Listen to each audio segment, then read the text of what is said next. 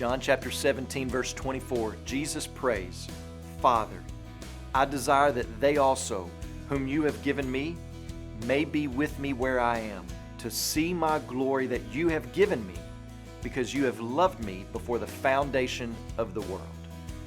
We see here Jesus express His will that all believers from all time be with Him forever. Have you ever lost someone? Felt the ache deep inside your heart to be with them just one more time? Just to sit with them, hold them, look at them? That ache is something awful and powerful all at the same time. And here is the Son of God, knowing what lies just ahead for Him, laying His heart bare. And what does He say? He says, I desire that they may be with me. I cannot wait until they are with me where I am going to be. So He's calling for a reunion of sorts, a full reunion where we see Him in His full regalia as the Savior King. And we see the determination of our Trinitarian God in Jesus' will, in His desire that gets accomplished in the cross and the resurrection. So think about this. Jesus knew that if we were going to be where He is in heaven, then He would have to take our place in death on the cross.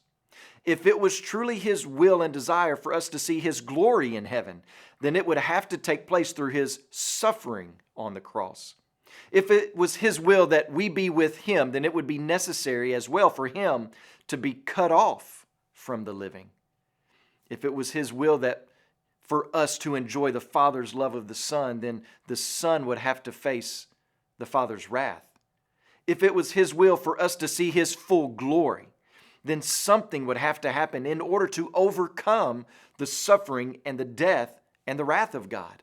None of this is pie in the sky wishful thinking. This is Jesus' will to do what it takes to see this accomplished. So what guarantee do we have? How can we walk in assurance of our salvation? Our assurance is what plays out over the next few days in Jesus' life.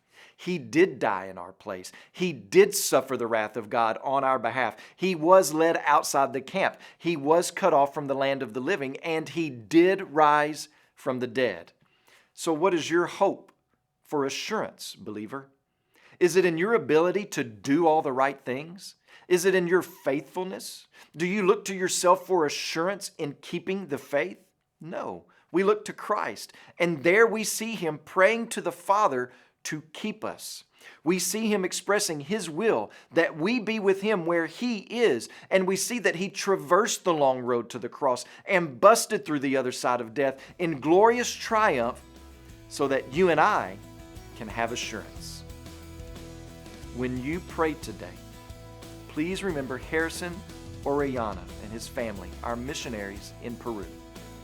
And also remember the Tagalog Lifeword broadcast that's heard in the Philippines.